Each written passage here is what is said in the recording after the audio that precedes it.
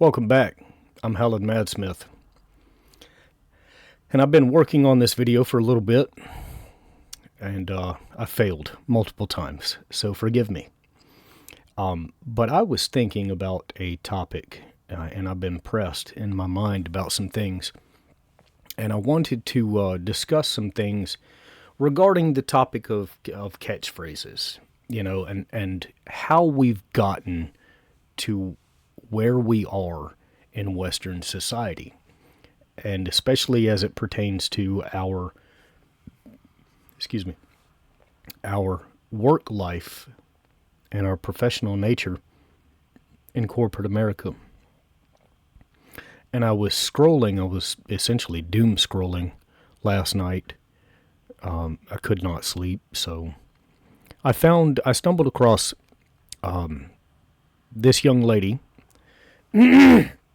stumbled across this video, and I wanted to share it with you because I wanted to ask the question: if you had ever encountered in your daily life where a legitimate concern was raised, you brought up something that was legitimate and you really wanted answers, and it was a really important topic, and essentially you were given a catchphrase like, it is what it is, bro. It's not that deep. It's fine.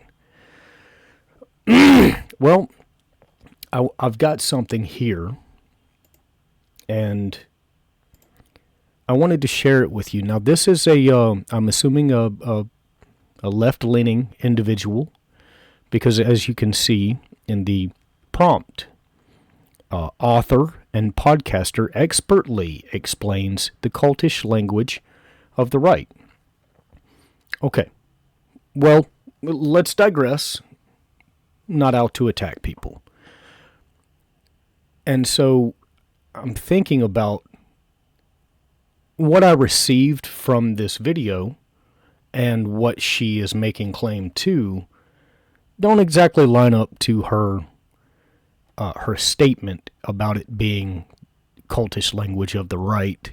So there is some irony there, but we'll digress, because the subject I want to speak with you about is essentially how catchphrases have permeated themselves throughout our living standard, and especially our professional lives, and how we are stagnating in Western society as a result. Now, I'll leave it up to you. You please make your own decisions. I'm not here to think for you, but I do want to give some thought-provoking ideas. So I want to begin with this, and hopefully I'll remember to unmute myself and not speak for 10 minutes on camera saying nothing. So let's get on with it. A cult language technique called the thought-terminating cliche. And this is something where once you understand what it is, you won't be able to unhear it. And it shows up in a lot of really destructive cults, where it's this sort of stock expression that's easily memorized, easily repeated, and aimed at shutting down any type of pushback or questioning. This phrase was coined in the early 1960s by a psychologist named Robert J. Lifton. All right. Very good. Very good. Very good. Robert J. Lifton. Now, it's quite ironic and telling, in my opinion, that a young lady, or even a channel, talking about cultish language on the right has brought up Robert J. Lifton. Okay. Robert J. Lifton was born in May 16th, 1926, is an American psychiatrist and author chiefly known for his studies of the psychological causes and effects of wars and political violence, and for his theory of thought reform. Okay. All right. Now let's hang on here. He was born in Brooklyn. He enrolled in Cornell, New York Medical College, served in the Air Force as a psychiatrist in Japan and Korea, went to Harvard, John Jay College of Criminal Justice. Okay. Let's go down to, beginning in 1953, Lifton interviewed American servicemen who had been prisoners of war during the Korean War. In addition to priests and students or teachers who had been held in prison in China after 1951. In addition to interviews with 25 Americans and Europeans, Lifton interviewed 15 Chinese who had fled after having been subjected to indoctrination in Chinese universities. Lifton's 1961 book, Thought Reform and the Psychology of Totalism, a study of brainwashing in China, which is a leftist government, by the way. So there's your irony joke for the evening. Based on this research was a study of coercive techniques.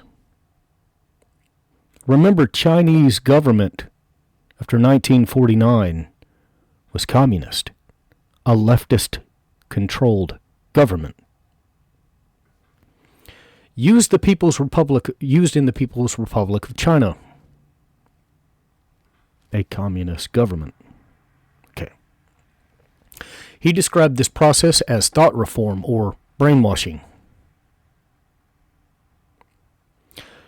though he preferred the former term. So we can say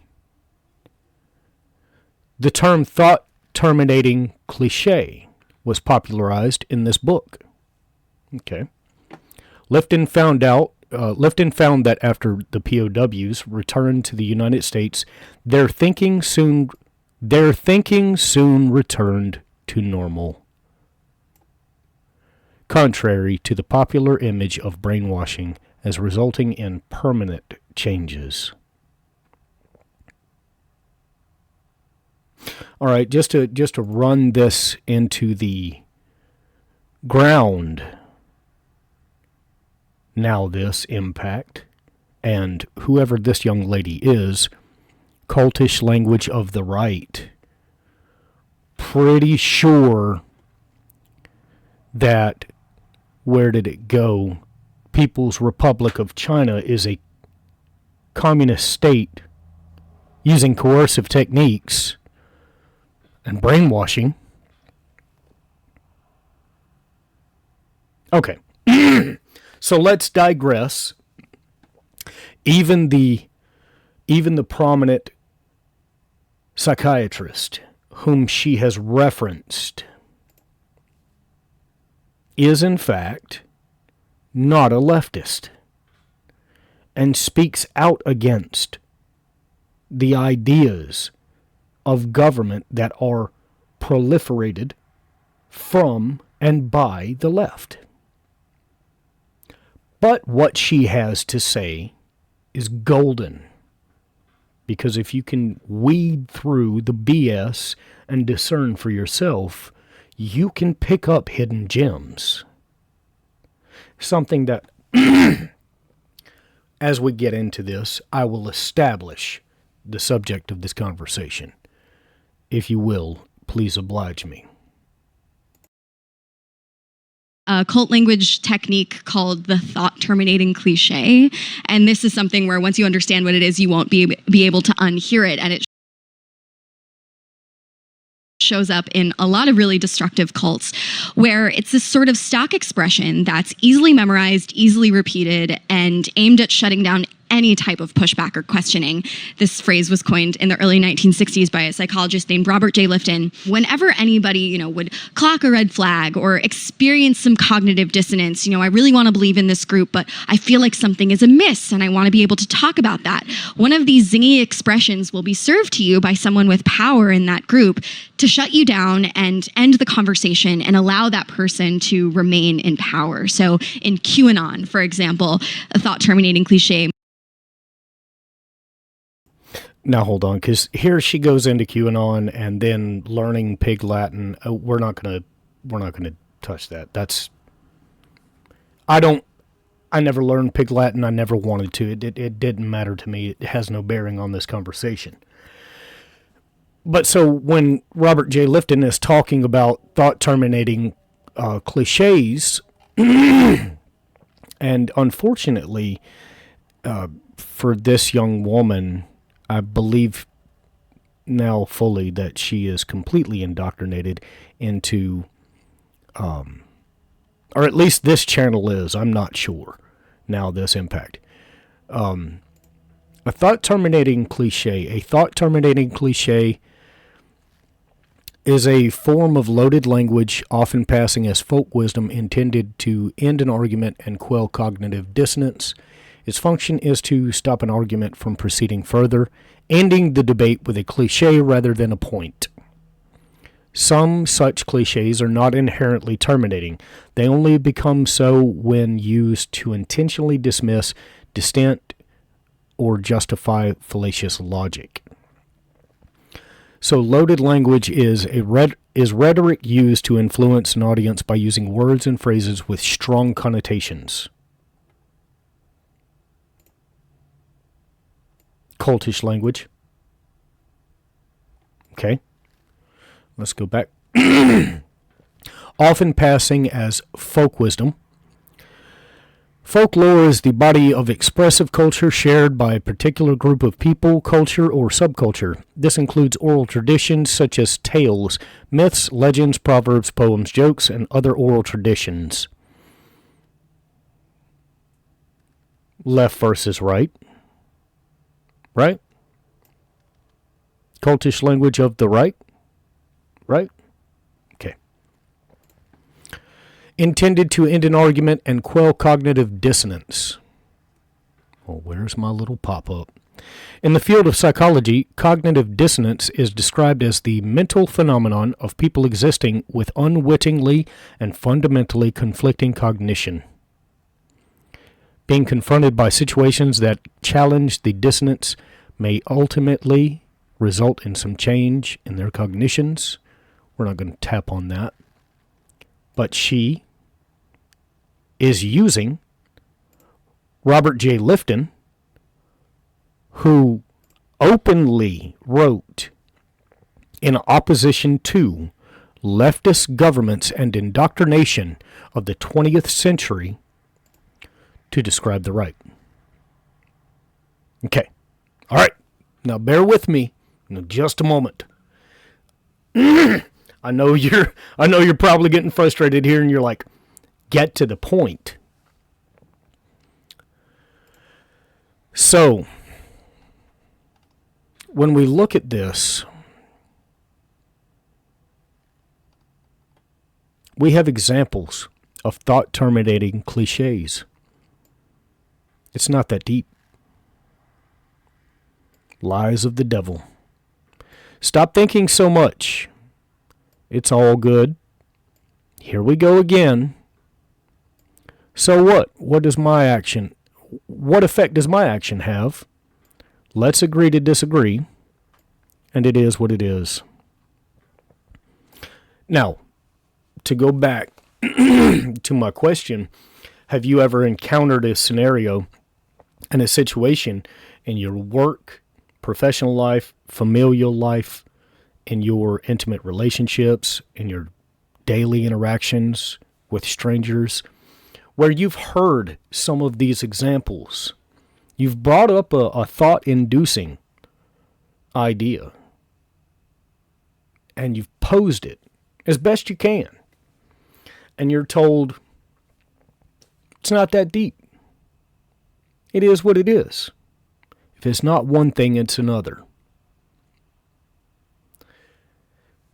I want to make this point as to the decline of Western culture and the decline of what we see in our professional environment.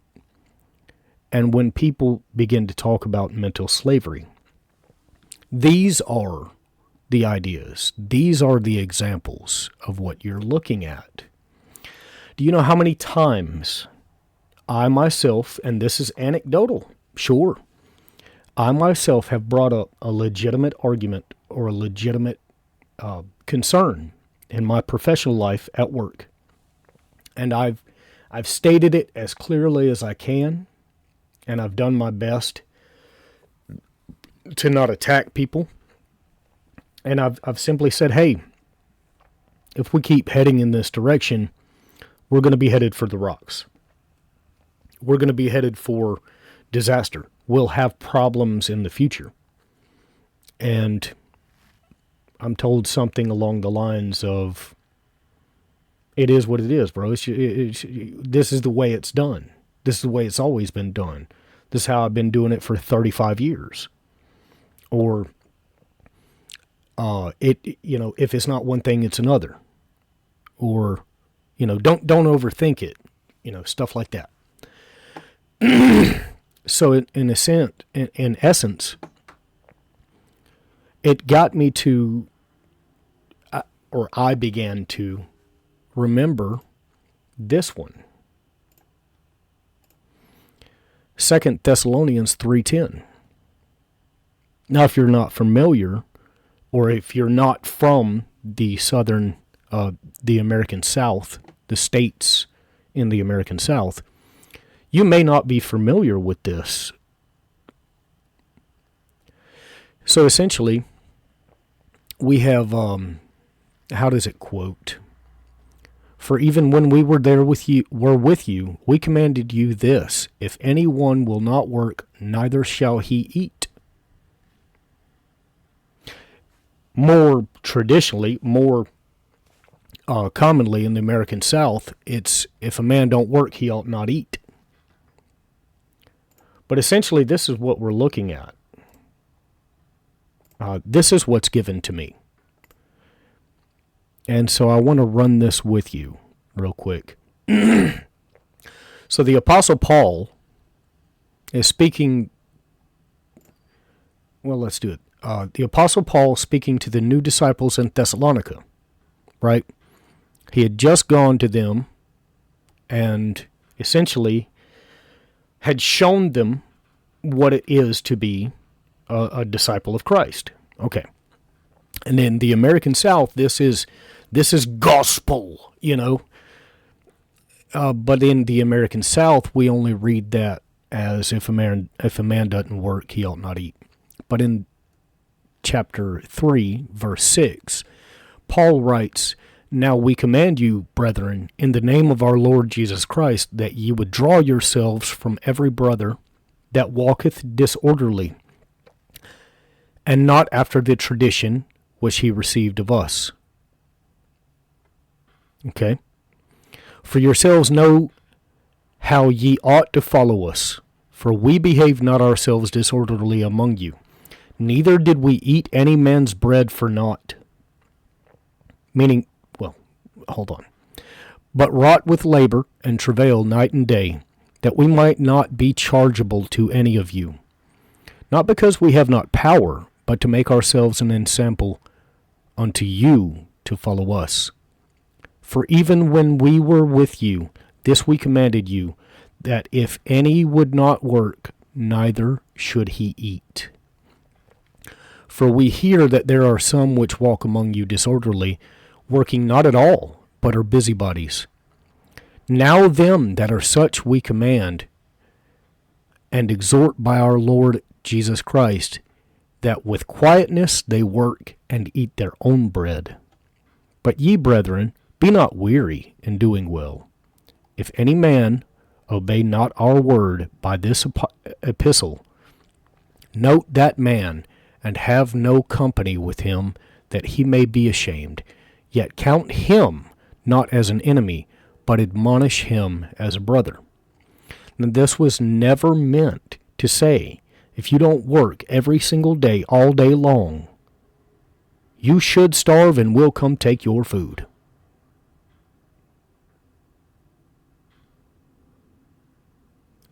Now, I want you to hold that thought. This chapter, this verse, this writing from Paul to Thessalonica was never, ever, ever meant to say, where did it go?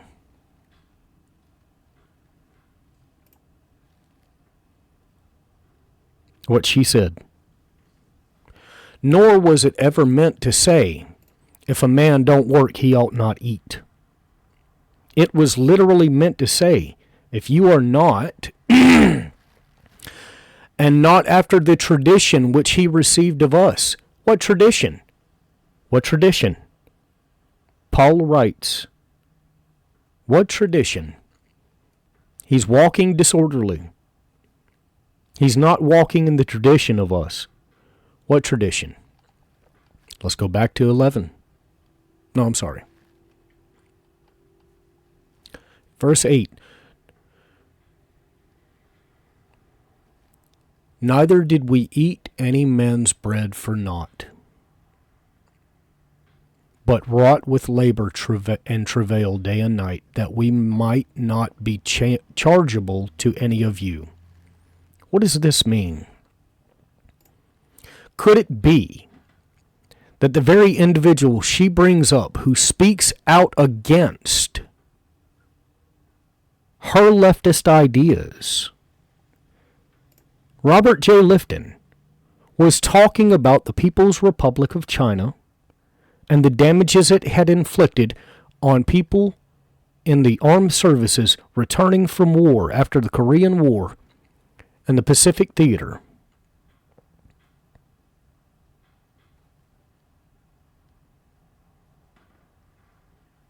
Using brainwashing and thought-terminating cliches, just as she has done, right? Now, what does this mean for us? And what does the Bible have to do with us?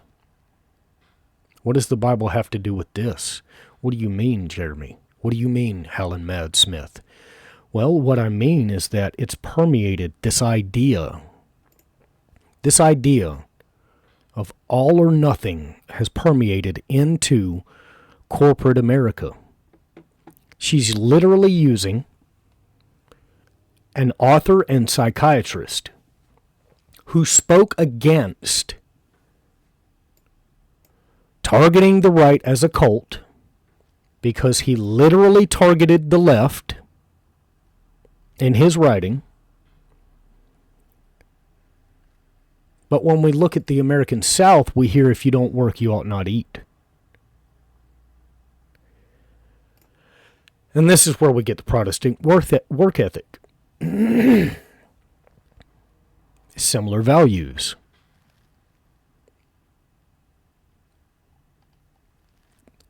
In truth, when we look at corporate America, we're given things like, it's not that deep. It is what it is. How many times in corporate America have you heard, if it's not one thing, it's another? How many times have you brought up a legitimate concern and said, hey, this is damaging? And you're told, well, that's what you're paid for. That's what you're paid to do. It's like this melding of socialism, capitalism, and feudalism all together, wrapped into one. And that you are the only one who does not have a say in what goes on. Stop thinking so much. You're thinking too much about it. It's not that deep.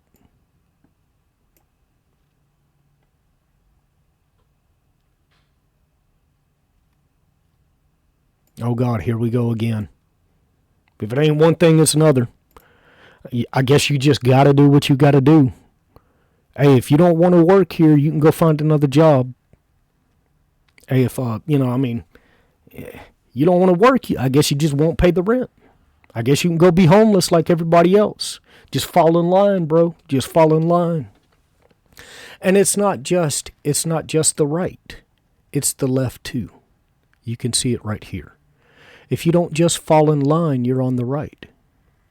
And that's sad, man. That's absolutely sad. But it's the state of where we are in corporate America. In living in America in 2025 with these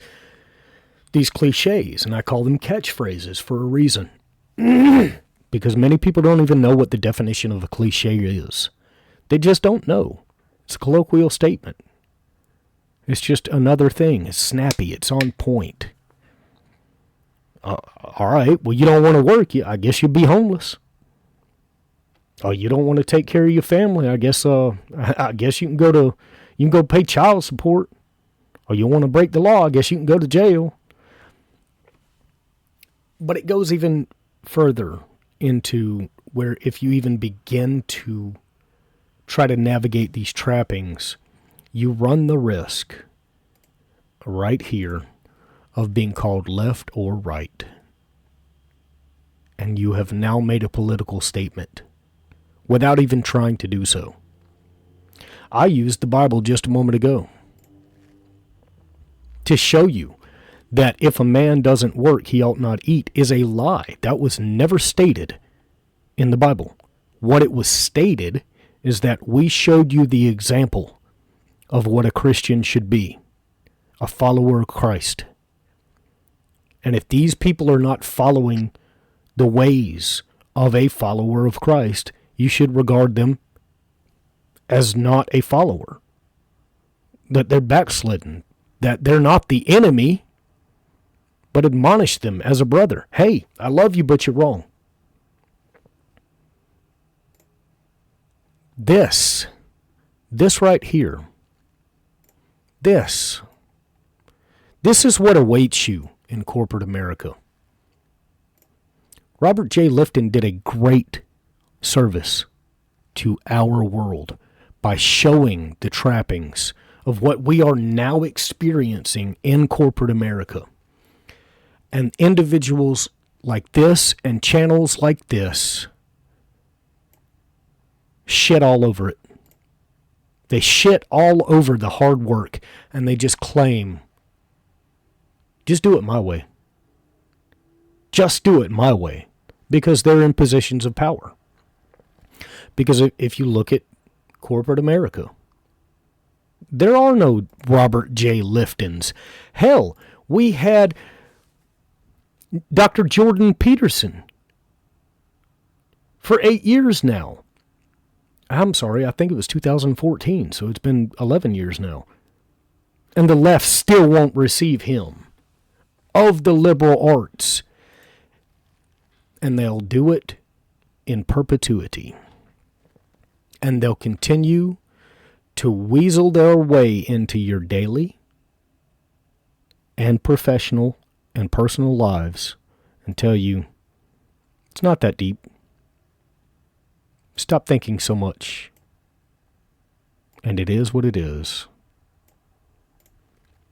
Because they'll use this cultish language of the right as an excuse. Let's play it through.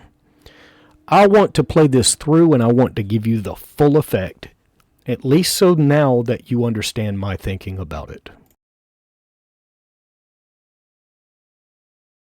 A cult language technique called the thought terminating cliche. And this is something where once you understand what it is, you won't be able to unhear it. And it shows up in a lot of really destructive cults where it's this sort of stock expression that's easily memorized, easily repeated, and aimed at shutting down any type of pushback or questioning. This phrase was coined in the early 1960s by a psychologist named Robert J. Lifton. Whenever anybody, would clock a red flag or experience some cognitive dissonance, I really want to believe in this group, but I feel like something is amiss and I want to be able to talk about that. One of these zingy expressions will be served to you by someone with power in that group to shut you down and end the conversation and allow that person to remain in power. So in QAnon, for example, a thought terminating cliche might sound like, well, you need to do your research, or dismissing valid concerns about COVID by saying, don't let yourself be ruled by fear. That's a limiting belief. Who learned Pig Latin on the playground as a child? You're instantly filled with this sense of superiority because you know how to speak this thing that other people don't. And that Pig Latin doesn't say anything that can't be said in plain English, but the special language itself is what constructs that in group. So if you take that concept and you apply it to a group like Nexium or QAnon, that's when it starts to build, and it's the special buzzwords alone are the beginning.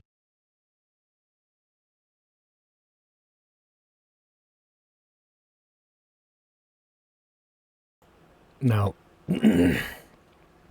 anyone can take these arguments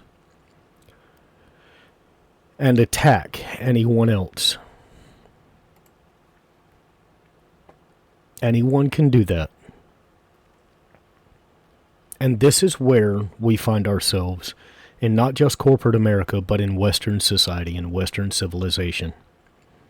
Is that now we can see the left using individuals who spoke out against the left. We can see them using those people and those very noble individuals to attack the right. And we see this in professional society today, where it's done over and over and over again. It's nice to have a job. It is nice to have a stable source of income. And it is wonderful to have a career path that you can say, I'm making a difference in the world. I'm making a difference in society. There is a purpose to my labor. But just this past year, I've even heard it at my own work. It's just some little old boxes, bro. If you don't want to work here, you can go find another job. If you don't want to be here, then you can go away. You don't have to have this job. But this idea has permeated itself all throughout our society to the point where if a man don't work, he ought not eat. And if you don't want to be here, you can go find another job. The unemployment level so low. We've created all these jobs. We are a society of catchphrases. We're a society of using simplistic ideas and throwing them at people and saying, it's not us, bro, it's you. You're the one not conforming and assimilating. When in fact, the very people who spoke out about it, Dr. Robert J. Lifton, maybe he's not a doctor, I'm not sure. Contentious material, poorly sourced. The very individual, as he's laid out in Wikipedia, and yes, we can also say Wikipedia is a leftist website. Even the left using a man on a leftist website is being used incorrectly. Amazing. And you're supposed to make a legitimate argument in corporate America and say, I have a little bit of a better idea how to do this thing. And they say, nah, do it our way. That's not the way corporate wants you to do it. No. It is what it is. Don't think about it too much. That's what you're paid to do. Amazing. Amazing. And we as laymen, as just regular individuals, on a daily basis are supposed to go through our day and to know exactly how to navigate these trappings. I doubt it. Corporate America is dead. And you know what killed it? The catchphrases. The catchphrases killed it. They killed it. And it's not just corporate America that's dead. It's the whole of Western society. Is that we have no tradition anymore because the left killed it. And you know who went right along with it? Everyone. Everyone. We'd rather say things that make absolutely no sense anymore, like it is what it is. But it's not what you think. It may be what it is, but it's not what you think. Huh? What you mean, bro? It is what it is. Don't think about it. You think too much. Okay. I've been told similar things all year long in my career, in my job. All year long. Hey, we could do this better. Ah, man, you trying too hard. Who brought that culture to us? Who brought that way of thinking to us? Don't think about it too much. I don't know. Let me get off my high horse. I'd love to hear what you have to say about it, because the more I think about it, the more I want to dive deeper and do another video. But in truth, this is not going to profit me much. I'm not going to be able to quit my job and do an intellectual podcast. It probably just will not happen. But then again, is that another cliche? Maybe I've already fallen victim to it. Thank you for watching. I'm Helen Madsmith. Don't forget to like and comment. Let me know what you think. I'll be reading.